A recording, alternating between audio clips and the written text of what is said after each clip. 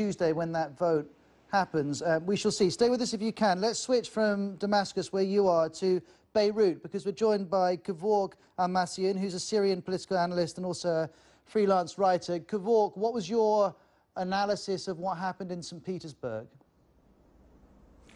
Actually, I'm not expecting decisive decisions and agreements among the Russians and the Americans, because the Americans are willing, first of all, before going to Geneva, to paralyze the Syrian state and its army, because any future agreement on the international level needs Syria to be a weak state or a failed state, so that the Syrians accept to compromise. For the moment, as far as I see, I was also in Syria last week and in Damascus. The Syrian army is controlling almost all the streets and strategic places in Damascus, and the rebels are only concentrated on the countryside or on the periphery of Damascus. So any future deal needs to destroy the strategic facilities of the Syrian government and to impose this compromise on the Syrian state. But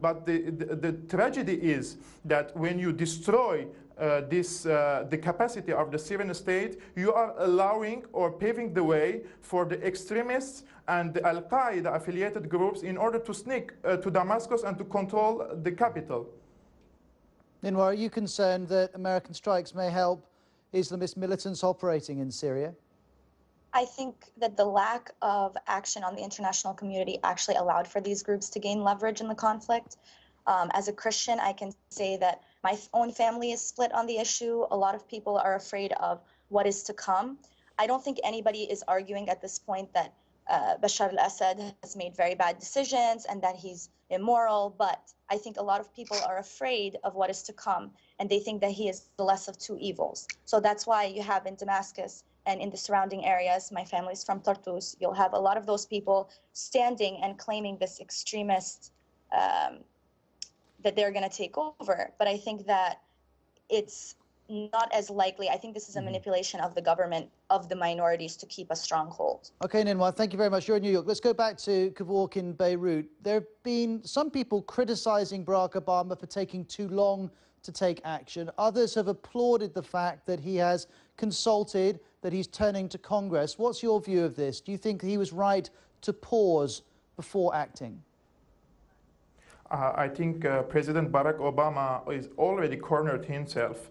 He cannot now, he cannot avoid any strike on Syria. He needs to strike Syria and conduct some aggression, because he drew this red line, and when the alleged chemical weapon were used in Syria, he has to respond on this attack.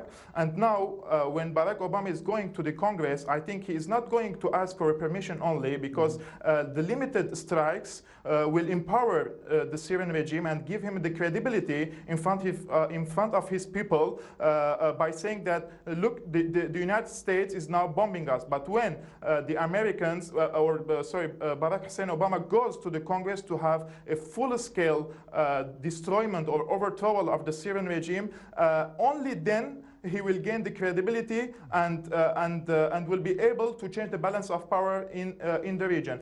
I don't believe that Obama will conduct limited strikes. He needs to destroy all the strategic facilities and the power centers of the Syrian government, because the future of Syria, you cannot build a future of Syria when there is a strong military which is controlling this state for decades. But Kevork, there are a couple of things here. One is, as our guest from the New York Times said in the first half of World Have Your Say, the American military doesn't do small, so we shouldn't expect completely limited strikes. But at the same time, Barack Obama has been very clear, hasn't he, that every time he's been asked about this, he said this is not about regime change, it's about responding to an alleged chemical attack and ensuring that an attack like that doesn't happen again. Kevork in Beirut, thank you very much indeed. Ninwa and Resha, thank you to you two as well for the moment. We're going to be back in just a moment, carrying on our discussion about Syria and what's been said about Syria at the G20